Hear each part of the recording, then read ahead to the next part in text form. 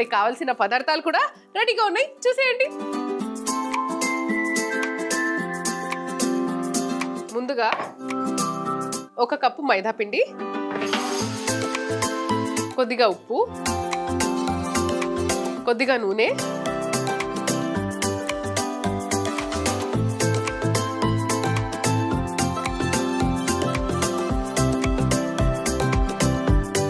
KG మైదా పిండికి దగ్గర 200 గ్రాముల వరకు నూనె అవసరం పడుతుంది. ఒకసారి దీన్ని బాగా కలిపేసుకొని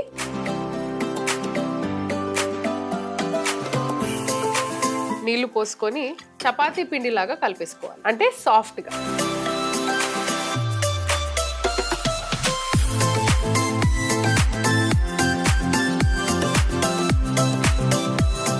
పిండిని బాగా కలిపేసుకొని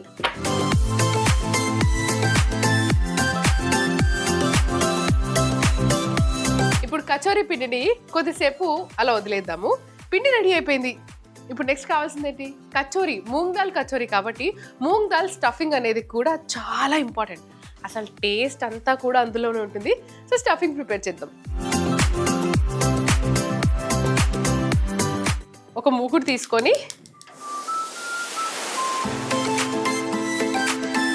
కొద్దిగా నూనె,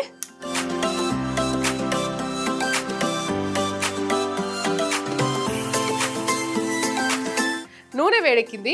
ఇప్పుడు ముందుగా ఇందులో సోంపు వేసుకోవాలి.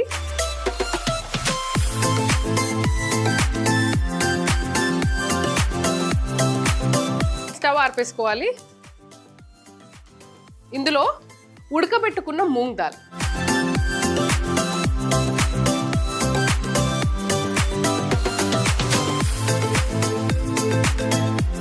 మరీ మెత్తగా ఉడకబెట్టలేదు, కొద్దిగా పెసరపప్పు అనేది పొడి పొడిగా ఉంది. ఇందులోనే సన్నగా తరిగిన పచ్చిమిర్చి, ఆమ్చూర్ పౌడర్, చాట్ మసాలా, ధనియాల పొడి, జీలకర్ర పొడి, గరం మసాలా, కారపొడి, సన్నగా తరిగిన కొత్తిమీర.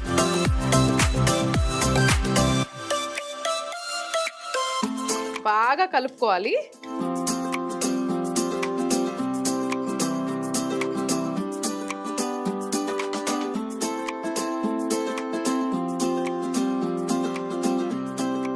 మూంగ్ దాల్ మిశ్రమాన్ని ప్లేట్లోకి తీసుకుందాం.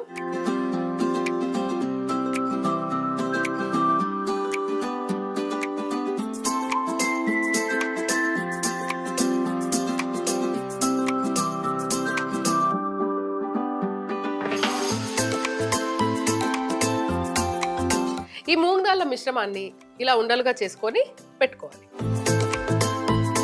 మా ఆయన ఇంకా పాప హోలీ ఆడడానికి వెళ్ళారు కదా, ఇప్పుడు వాళ్ళు రాగానే అసలు ఎంత ఆకలితో ఉంటారు తెలుసా బాబోయ్, ఫుల్. అందుకే నేను ఎక్కువగా మాట్లాడకుండా ఫస్ట్ కాన్సన్ట్రేషన్ అంతా వంట పైన పెడుతున్నాను.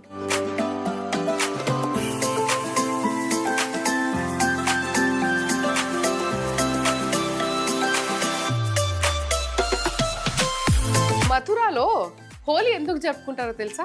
అంటే చెప్పాను కదా, ఒక్కొక్క చోట ఒక్కొక్క రీజన్తో జరుపుకుంటారు అని. సో అలా ఒకరోజు చిన్ని కృష్ణయ్య యశోద దగ్గరికి వెళ్ళి, అమ్మ నేనెందుకు నీలి రంగులో ఉన్నాను, రాధ ఎందుకు అంత తెల్లగా ఉంది అని అడిగాడంట. అప్పుడు యశోద రాధపై నీకు నచ్చిన రంగుని చల్లయ్య అని చెప్పిందంట. అంతే, ఆ ఒక్క మాటతోని కృష్ణుడు ఎన్నో రంగులు తీసుకొని రాధపై చల్లేశాడు. అలా మథురాలో హోలీ జరుపుకుంటారు. అసలు ఒక్కొక్క ప్రాంతంలో ఒక్కొక్క తీరుగా హోలీ జరుపుకుంటారు. కానీ నేను చిన్నగా ఉన్నప్పుడు హోలీ ఎందుకు జరుపుకుంటారు అంటే, మా ఫ్రెండ్ నెత్తిపైన గుడ్డు కొట్టడమో లేదా టమాటా కొట్టడమో ఈ యొక్క ఎక్సైట్మెంట్ ఉంటుంది. మళ్ళీ ఉరకడము, దాచుకోవడము, ఇది ఒక ఫన్.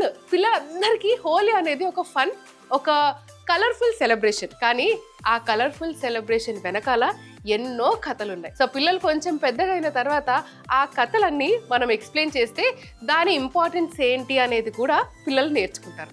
సో ఇప్పుడు మన స్టఫింగ్ రెడీ అయిపోయింది, మనకు కావాల్సిన కచోరీ పిండి కూడా రెడీగా ఉంది. నెక్స్ట్ ఏంటి? వేయించడమే.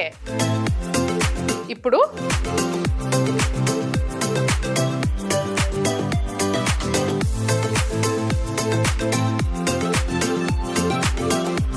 ఇలా ముందు పిండిని ఈక్వల్గా స్ప్రెడ్ చేసుకొని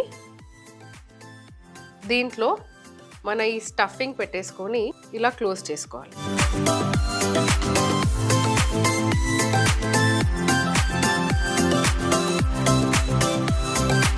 ఇలా ఉండలు చేసిన వెంబటే ప్రెస్ చేస్తే విరిగిపోయే ఛాన్సెస్ ఉంటాయి. అందుకనే కొద్దిగా రెస్ట్, దానికి ఒకటి నుంచి 2 నిమిషాలు అలా వదిలేసేయాలి. దాని తర్వాత ప్రెస్ చేస్తే బ్రేక్ అవ్వకుండా ఉంటుంది. ఇవన్నీ కిచెన్లో చిన్న చిన్న టిప్స్ అన్నమాట. వంటలో అంటే మన చుట్టూనే ఉంటాయి అన్నీ, కానీ మనకి కొన్ని తెలియవు.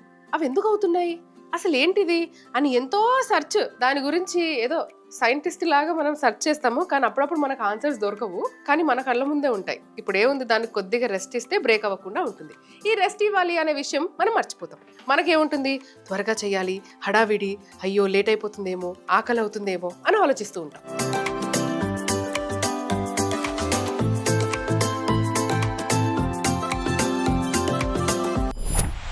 మనం స్టఫ్ చేసుకున్న కచోరీని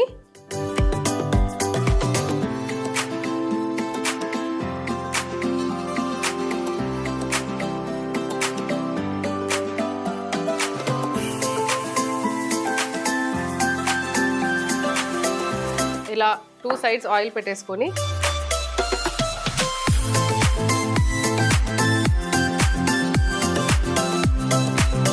దీన్ని కాగుతున్న నూనెలో వేసేసుకోవాలి.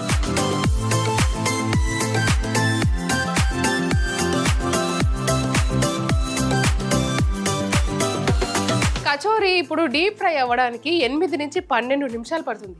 అంత టైం ఎందుకు పడుతుంది అంటే స్లో ఫ్లేమ్లో బాగా కుక్ అవ్వాలి, అందుకని అంత టైం. లేకుంటే ఇట్లా వేడి నూనెలో వేసేస్తే మాడిపోయి లోపల సరిగ్గా ఫ్రై అవ్వకుండా అసలు బాగుంటుందబ్బా. కొన్నిటికి ఎలా చేయాలో అలా చేయాలి, కాబట్టి వాటికి అంత టైం కావాలని అడిగినప్పుడు మనము న్యాయంగా వాటి టైం వాటికి ఇస్తే బాగుంటుంది.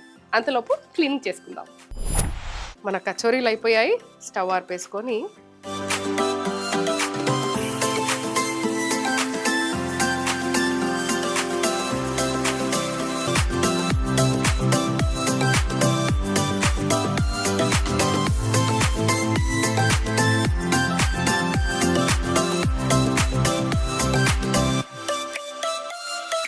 మూంగ్ దాల్ కచోరీ ఎలా చేసుకున్నామంటే, ముందుగా బౌల్లో 1 కప్పు మైదా పిండి, ఉప్పు, నూనె వేసి కలిపి నీళ్లు పోసుకుంటూ పిండిని తడుపుకోవాలి. ఇప్పుడు ఒక మూకుడులో నూనె, సోంపు, ఉడికించుకున్న పెసరపప్పు, సన్నగా తరిగిన పచ్చిమిర్చి, ఆమ్చూర్ పౌడర్, చాట్ మసాలా, ధనియాల పొడి, జీలకర్ర పొడి, గరం మసాలా, కారం, కొత్తిమీర చిన్న చిన్న ఉండలుగా చేసుకోవాలి. ఇప్పుడు పిండిని రౌండ్ గా ఒత్తుకొని మూంగ్ దాల్ ఉండను మధ్యలో పెట్టి చూపిస్తున్న విధంగా క్లోజ్ చేసుకొని ప్రెషర్ లో పెట్టి ఒత్తుకొని నూనెలో వేయించుకుంటే మూంగ్ దాల్ కచోరీ రెడీ.